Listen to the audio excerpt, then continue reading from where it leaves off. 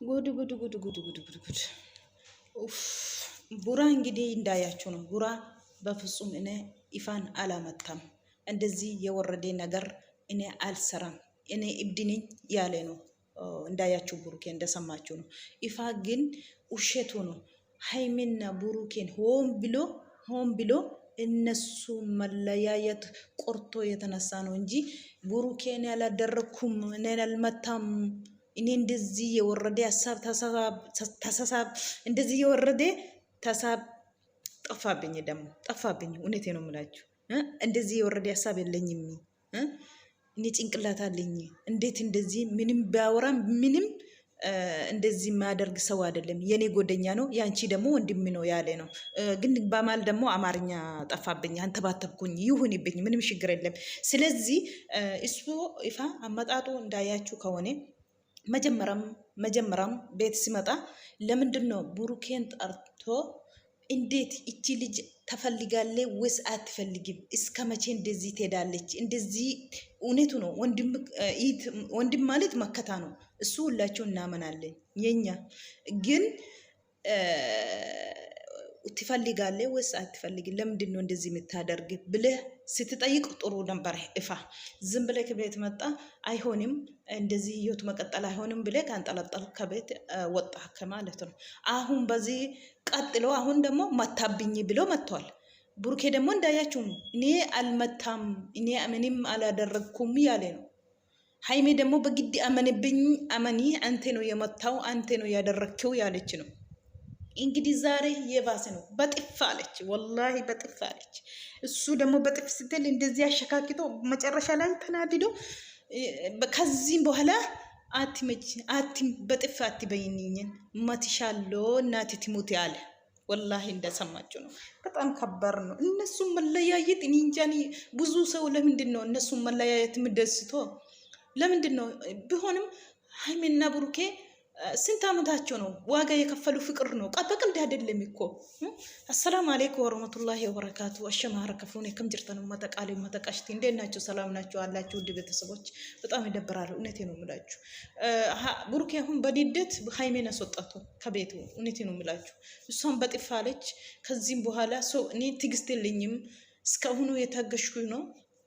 አንቺ ደግሞ አይተሻል፣ እኔ ሲመታ አይተሻል፣ እሱን ጠይቂ፣ እኔ አልመታም እያለ ነው።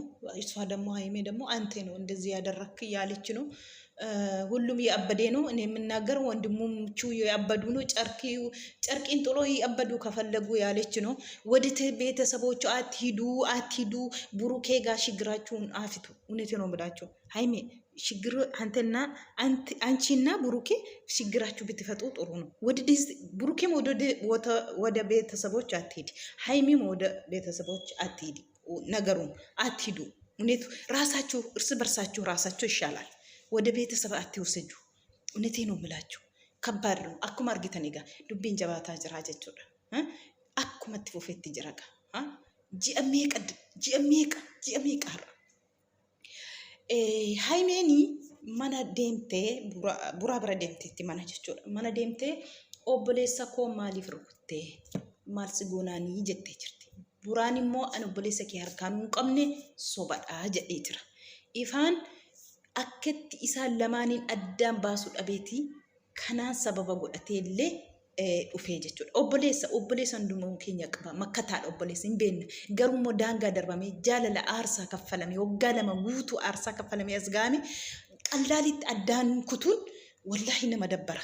Burukeetis hin miidhama. Burukee bichaan miidhamu, haymeenis hin miidhamti. Haymeenis immoo qallaalii miti. Dhugaa rabbi waan aarsaa kaffalamee dhufee as gaame, waan akka qaldiitti dhufee har'a as gaame miti. Bu'aa bahee aarsaa kaffalan dirjaala kanaaf akkuma kana namni jidduu galee otoo isaan jeequ otoo isaan raasu keessa darbanii baanii dhufanii as gaanii jiru jechuudha. An dhugaa rabbi miti isaanuma addaan ba'an jechuu motoo gurri koo dhaga'uu dhiise. Ani addaan ba'umsa isaanii hin barbaadu. Waluma ta'anii wal caqacaqanii otoo waliin jiraatanii wayya. Dhugaa rabbi aarsaa meeqa kaffalaniiru. Isheenis kan ishee gammadu baay'eedha. Isas han gammadu baay'eedha. Waan qalbiitti dhufanii as gahan miti. Kanaafiyyuu isheen akkama obboleessa kootu qamaadha. Burukeen immoo ani hin xunne ani rukunne obboleessa keef jettee akkasii ayetti boodarratti kaballaa itti kennite. Boo isheen kaballaatti irrattu sana maddisu ya'uuzu billah maddisu ummatee ka'ee kana booda tigistii siif hin qabu. Naatee timuuti jedhe haati koo aduutu kana booda nasituma jedhe nasirukuta jedhe. Kana booda harka wal sitti fudhadha jedhe har'aan qabiitii jedhe kana booda siin taaggazuu jedhee jechuudha. Burukeetii akkas taa'u yaa rabbi akka narraa kun addadha jechuudha. Dhugaa rabbi isa durii jettu miti innarraa keessumaa addadha. Akka kanan giddiitiin manaa teessatti boodarratti baaseera jechuudha. Humnaatiin footoolee gadar caasee achirra hansiintizna jedhu tokkitti mana kanatti hambisuun barbaadu kan inni jedhee jechuudha. Haimeen immoo obboloonni isaa ani dubbannaan maratanii carqii baasanii gatanii kanaafuyyuu carqii baasanii haa gatanii nan dubbadha malee haa maratanii amma macarrashaatti jettee jirti jechuudha. Amma akka marfee wala waraanaa jiru jechuudha. Gara beetasabaatti beetasaba bira geessanii beetasaba girgirri gara beetasabaa ofii dhiisanii jechuudha. Ofirra darbanii amma gara beetasabaatti dabarsanii jechuudha. Kana booda Burukeenis immoo hin dhiisuu na argitaa. Ani xunne miti kana booda immoo kan hin fidu na argitaa jedhee jira. Puppuyyee inni እውነቴ ነው የምልክ ተረጋጋ አንተ ተረጋጋ ትዕግስት ይኖርክ ትዕግስት አሁንም ትዕግስት አትምታ ሰው አትደርስ እውነቴ ነው የምልክ ቡቡ ስራዬን ስር ዝም ብለክ ሰው ጋር አትጣል ካነካ ነኩብኝ ያለው አይደለም ፈጣሪ አላህ ያያል እውነቴ ነው የምልክ ስለዚህ በጣም ከባድ ነው መለያየት እንጂ ይደብራል እውነቴ ነው የምላችሁ ይደብራል። ከና ቦዳ ሃይሜ ፊ ቡራን አከ ዱሪቲ ዴቡ jechuun deemeera fagaate kanammoo kana akka fagaatu godhemmoo xoosii ifaadha jechuudha ifa hojii kee rabbi si haa kennu dhugaa rabbi hojii kee nyaatta jechuudha dhugaa rabbi dhugaa jaalala aarsaa kaffalanii dhufanii addaan baasuun siinu si qoccaa guyyaa tokko wallahi obboleettiin kee si qaayamtu waan qalbiitti miti jaalalli hoggaa lama nama guyyaa torbee tokko jiniin gaaniyyuu gara nama nyaatee irraanfachuun yeroo namatti fudhata nama hoggaa lama waliin aarsaa kaffalan mitiiti dhugaa rabbi isheen isarraa adda baatee saqaayamti yeroo finuma saqaayamti garuu irraanfachuu heetu sammuu keessan irraanfatamu waan baay'ee waliin dabarsiteetti Burukee jiniin waan qallaaliin miti har'a dubbii haa ta'u malee har'a lolaa haa ta'u malee waan baay'ee waliin dabarsaniiru amma xiggi dirasiitti deemaniiru isaan.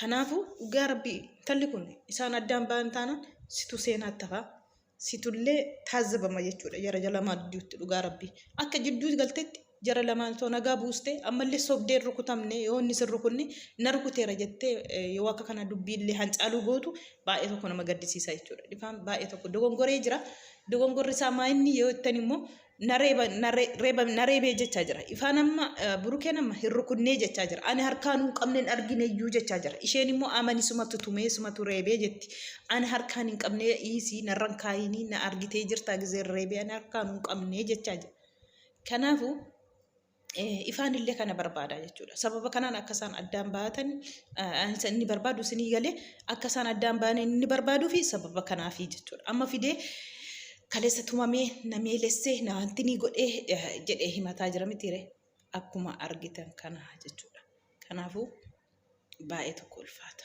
nama gaddisiisa dubbiin akkasiin ilaaltan kana miti haimeen aarteen mana dirasii deemtee axxeeka kana kaballaatti laattee a'uuzu billaahi mina sheexaanu rajiin Burukeen kanaa booda tigisti siin qabu kanaa booda caafii kuna tuqxe jennaan jedhee jira jechuudha.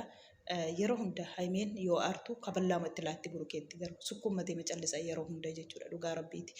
Maaliif dhiirri yeroo hunda kana kibrii isaa barbaada dhiirri kabajamuu barbaada akka fe'e teessimu nuti jalattiidha isaan nurrattidha jalatti waan siniin jedhu immoo kabanyee jiraachuun abbaa manaa keenya kabanyee kabajaa eenni innis immoo kabajaa keenya eegee nu hanqababatee nuunis nu kunuunsatee nu qabatee akkasiin malee yeroo hunda kana miidiyaa warra miidiyaa irratti as baasanii isa ta'us isan taanis fuudhanii eela jechuun nooriidha dhugaa rabbi nooriidha baay'ee tokko amma hin gaddi maal jettee han'ate ashuu hin dandeenye obboleessi kunarraa ashaa jettee safuudhaa namoonni baay'ee tokko kaameraa bakka sana maaf hin kunne jedhee namoonni baay'ee irraa dubbate baay'ee irraa haasa'ee jechuudha. Dhugaa nama baay'ee ta'aaree jechuudha waan kana. Jechi si jaallataayitii kabajaatiin tidaarii keenyatti seenna jedheeti taa'e malee otoo tokko dhiiratee hin beekna bara. Wallaahi ani inni hojjetu jechuudha. Siin kana hamee kana dafaree waa gochuu dadhabee miti burukeen dhugaa dubbachuu yoo ta'e. Garuu immoo siin kabajee jedheen illee nooriidha akkasiin dubbatiini siin kabaje nooriidha jedhe. Dhugaa rabbii akkas jedhe macarrashaa irratti. Isin dubbatiin nooriidha jedhe kaameraa akkasitti ilaalee jechuudha. Inni iyyuu naasuu guddina jechuudha. Maaliif kabajaaf jaallataayitii kabajaan naamusaan gaa'ila bareedaa godhanna jedheeti malee jiru baay'ee isaanii isaan hojjetan baay'ee nama baay'ee. Kanaafuu waan hin taane as geessitanii dhuftanii waan darbuuf immoo waan hin darbine tokko kullii wal keessa kaa'uuni baay'ee tokko nama gaddisiisa. Jarra amma kullii wal keessa kaa'anii waan hin darbine wal keessa kaa'aa jiru. Daddarbannaa jechaatiin jechuudha. Hafti shamma kaleessa naaniini haa araaramanii maal callistaa jette jennaan eenyu haimee ta'u eenyu isheen haimeen burukeen obboleessa koo haimeeyyuu hin beeku. Eenyu isheen silayyuu hin beeku jedhe. Isheef aarsaa kaffalee addanarraa gaafa isaan addaan ba'anii ani qorraatiin halkan sa'aatii sagalitti deemee Finfinnee ga'ee walitti isaan fidee manatti deebisee araarsee akkamiin har'a immoo obbolootni ani maaliin godhe addaan ba'aa hin jenne araaramaatii tokko tahaatii mana kee hin gadhiisin fiqirii aarsaa kaffaltee fi hin gadhiisin hin jedhe malee waa tokko isheen dubbanne akkamiin obboloonni kee jetti maal goone nuti akka isaan tokko ta'uu barbaanne malee akka isaan diigamuu barbaanne kan inni jedhee hafte illee dubbate jechuudha. Kanaafuu kabbarno warri immoo gammaddanii isaan addaan ba'uuf rakkattanii halkanii guyyaa xaartanii ani dhugaa rabbii kan keessanis carraan kan keessanii ittiin illee siningaa wallaahi singaa sinin hanqatu naannee dhufeeti bara wallaahi kan nama hawwitanii ufuma keessan irratti argattu. Dhugaa rabbii yeroon kuni yeroo bidiriin nama deebaa buluudha.